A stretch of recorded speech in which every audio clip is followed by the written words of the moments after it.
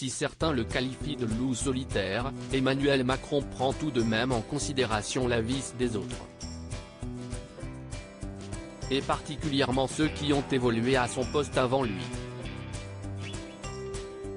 Ainsi, alors que le gouvernement a récemment engagé la réforme des retraites, le chef de l'État a décidé de s'entretenir avec François Hollande, puis Nicolas Sarkozy, à l'occasion d'un déjeuner organisé à l'Élysée.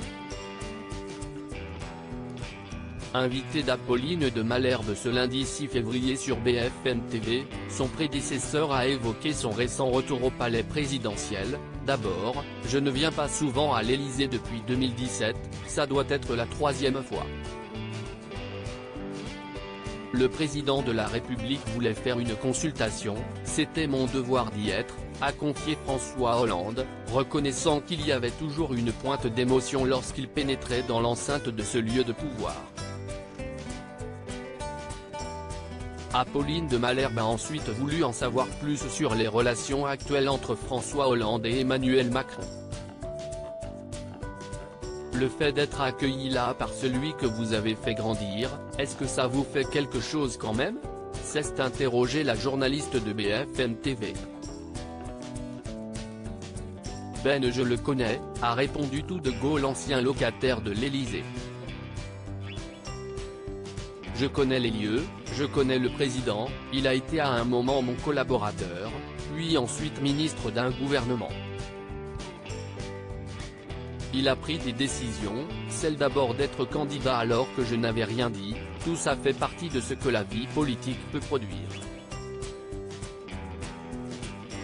Donc il y a une distance qui s'est fortement établie, même sur le jugement que je porte sur sa politique, a affirmé François Hollande, avant de préciser qu'il avait souvent dû prendre la parole pour dénoncer la politique menée par Emmanuel Macron. Supérieur à Gérald Darmanin, François Hollande.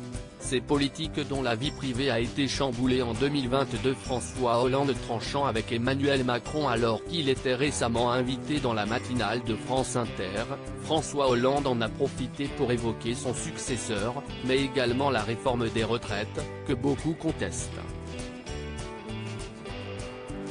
Pour qu'une réforme soit acceptée, donc acceptable, il y a 2 conditions à réunir. La première, il faut que ça corresponde à une situation d'urgence, donc sauver le système. La deuxième condition, si est-il que la réforme soit juste, a-t-il détaillé face à Léa Salamé. Or aujourd'hui, ces 2 conditions ne sont pas réunies, a estimé l'ancien président de la République en préambule.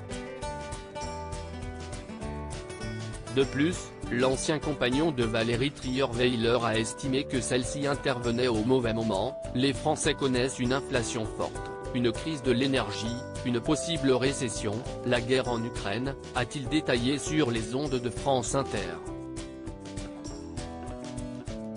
Est-ce que si est-il le meilleur moment ? S'est interrogé l'ancien locataire de l'Élysée, avant de poursuivre son propos, alors vous me direz il n'y a pas de bon moment pour la réforme des retraites.